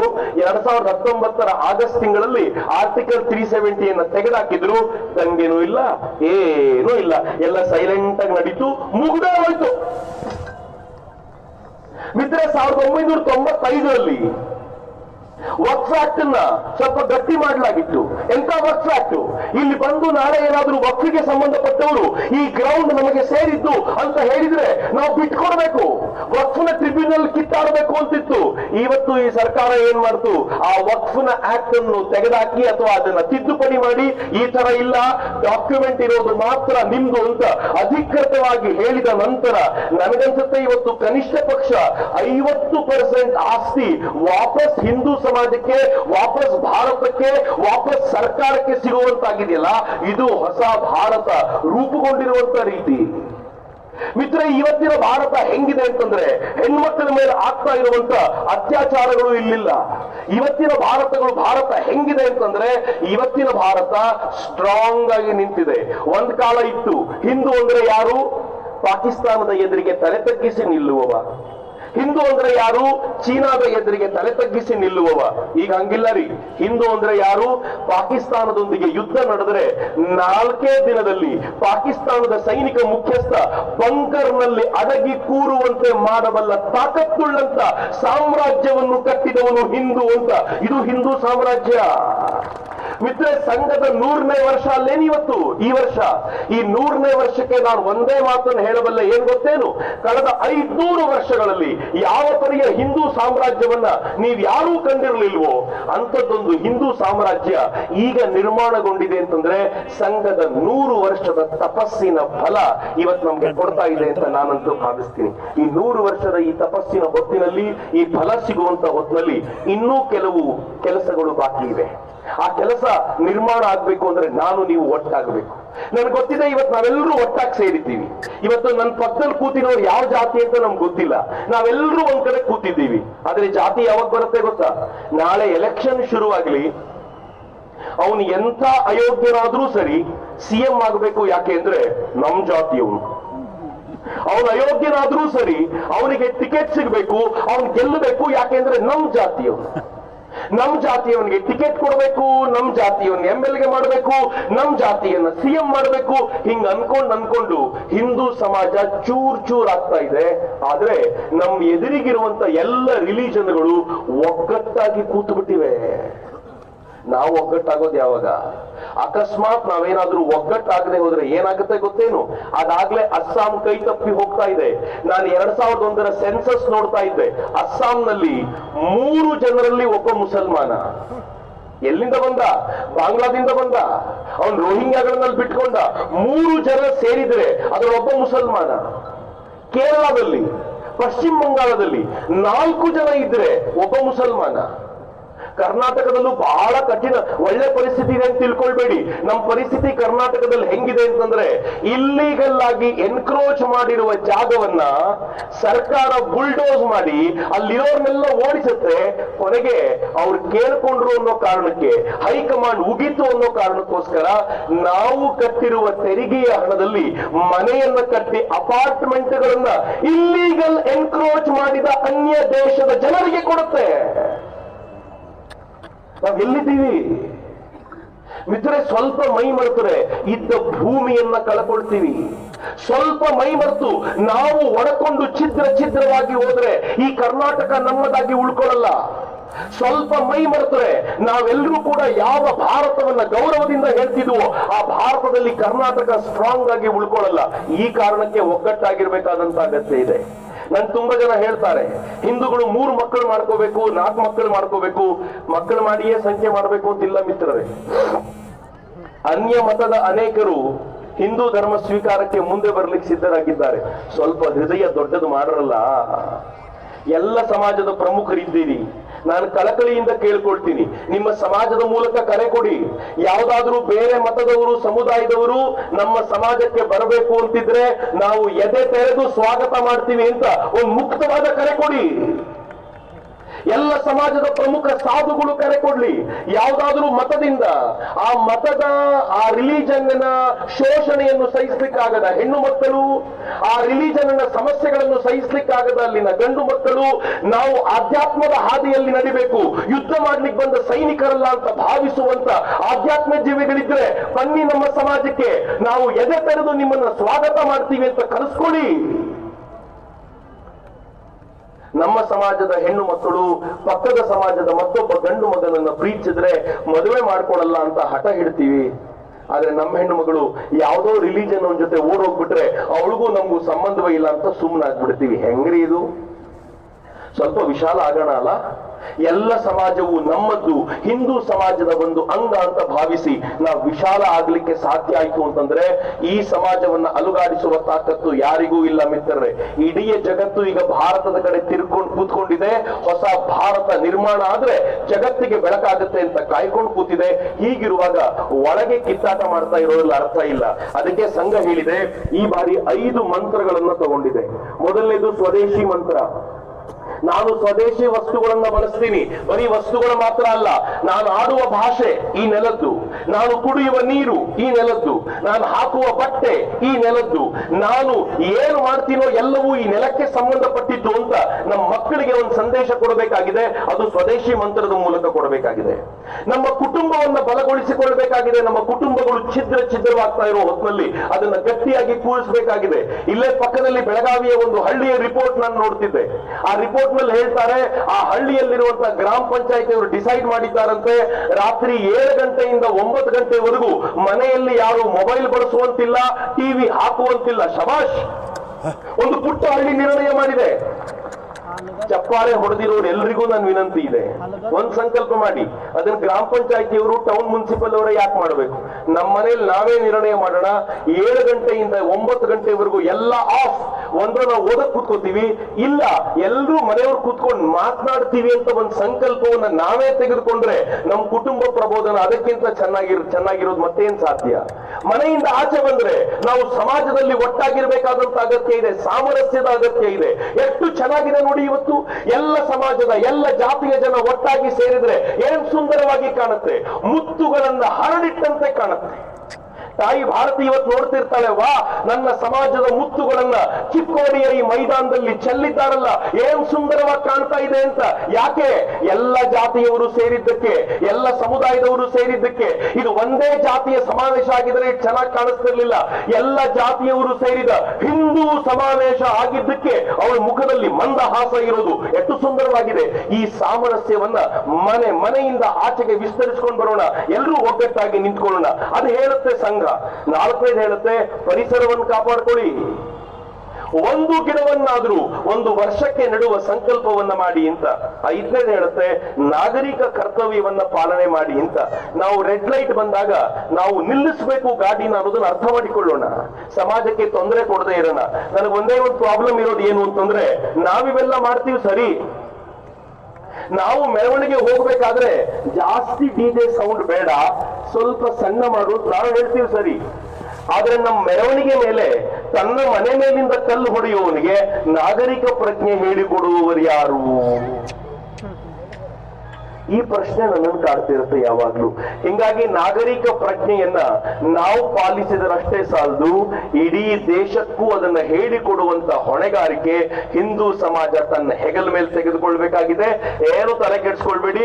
ಹೊಸ ಪೀಳಿಗೆಯ ತಾರುಣ್ಯ ಹೆಂಗಿದೆ ಅಂತಂದ್ರೆ ಇವೆಲ್ಲವನ್ನೂ ಕೂಡ ಜೊತೆಯಲ್ಲಿ ಮಾಡಬಲ್ಲದು. ಒಂದು ಕಾಲ ಇತ್ತು, ಕೈಯಲ್ಲಿ ಮೊಬೈಲ್ ಇರಲಿಲ್ಲ, ಎಲ್ಲೋ ಯಾರೋ ಹೇಳಿದ್ದನ್ನ ನಂಬಬೇಕಾದ ಸ್ಥಿತಿ ಇತ್ತು. ಇವತ್ತು ಹಂಗಿಲ್ಲ. ಕೈಯಲ್ಲಿ ಮೊಬೈಲ್ ಇರೋದ್ರಿಂದ ಈ ದೇಶದ ಪರಿಸ್ಥಿತಿಯನ್ನ ಅರ್ಥ ಮಾಡಿಕೊಳ್ಳಬಲ್ಲ ಹೊಸ ಪೀಳಿಗೆಯ ತರುಣರಿದ್ದಾರೆ. ಅವರು ಈ ನಾಡನ್ನ ಕಟ್ಟಲಿಕ್ಕೋಸ್ಕರ ಮುಂದೆ ಬರ್ತಾರೆ. ಆ ನಾಡನ್ನ ಕಟ್ಟುವಂತ ಈ ದಿಕ್ಕಿನಲ್ಲಿ 100 ವರ್ಷದ ಈ ಸಂಘ ಮಾಡಿರುವಂತ ಕೃತ್ಯಕ್ಕೆ ನಾವೆಲ್ಲರೂ ಕೃತಜ್ಞತೆಯನ್ನ ಸಮರ್ಪಿಸಬೇಕಾಗಿದೆ. ಮಿತ್ರ, ಹಿಂದೂ ಸಮಾಜೋತ್ಸವ ಬರೀ ಹಿಂದೂ ಸಮಾಜವನ್ನ ಒಗ್ಗಟ್ಟು ಮಾಡೋದಷ್ಟೇ ಅಲ್ಲ, ನಮ್ಮ ಮುಂದಿನ ಪೀಳಿಗೆಗೆ ಈ ಸಮಾಜವನ್ನ ಉಳಿಸಿ ಹೋಗುವಂತ ಪ್ರಯತ್ನ. 10,000 ವರ್ಷಗಳಿಂದ ಹಿಂದೂ ಸಂಸ್ಕೃತಿ ಇವತ್ತಿಗೂ ಚಿಕ್ಕೋಡಿಯಲ್ಲಿದೆ. ಇದೇ ಚಿಕ್ಕೋಡಿಯಲ್ಲಿರುವಂತ ಈ ಸಂಸ್ಕೃತಿ ಮುಂದಿನ 10,000 ವರ್ಷಗಳ ನಂತರ ಮತ್ತೊಂದು ಹಿಂದೂ ಸಮಾಜೋತ್ಸವ ಹಿಂಗೆ ನಡೆದು ಅವತ್ತು ಸಂಘಕ್ಕೆ 10,100 ವರ್ಷ ಆಗಿದ್ದಾಗ ಮತ್ತೊಬ್ಬ ಚಕ್ರವರ್ತಿ ಸೂಲಿ ಮೇಲೆ ಬಂದು ನಿಂತು ಮಾತಾಡುವಾಗ್ಲೂ ಈ ಸಮಾಜ ಇಷ್ಟೇ ಸ್ಟ್ರಾಂಗ್ ಆಗಿರಬೇಕು, ಸಾಧ್ಯವಾದ್ರೆ ಇನ್ ಸ್ವಲ್ಪ ದೊಡ್ಡದಾಗಿರ್ಬೇಕು. ನನಗೆ ಅಧ್ಯಕ್ಷರು ಇವತ್ತು ಮಾತನಾಡುವಾಗ ನಾನು ಕೇಳ್ತಾ ಇದ್ದೆ, ಅವರು ಉತ್ತರ ಕರ್ನಾಟಕ ಭಾಷೆಯಲ್ಲಿ ಹೇಳ್ತಾ ಇದ್ರು, ಪಾಕಿಸ್ತಾನ ತಗೋರಿ, ನೀವು ಬಾಂಗ್ಲಾದೇಶ ತಗೋರಿ, ಆ ಕಡೆ ಶ್ರೀಲಂಕಾ ತಗೋರಿ, ಮಯನ್ಮಾರ್ ತಗೋರಿ. ಅವ್ರು ಹೇಳಿದ್ದು ಇದ್ ನೋಡಿ ಏನೇನ್ ನಡೀತಿದೆ ಅಂತ.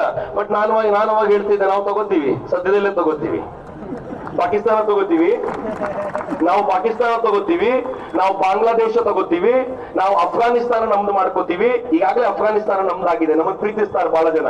ಶ್ರೀಲಂಕಾ ನಮ್ದಾಗಿದೆ, ಮಯನ್ಮಾರ್ ಬಹಳ ಮುದುರ್ಕೊಂಡು ಬಿದ್ದಿದೆ. ಎಲ್ಲವೂ ನಮ್ದಾಗುತ್ತೆ.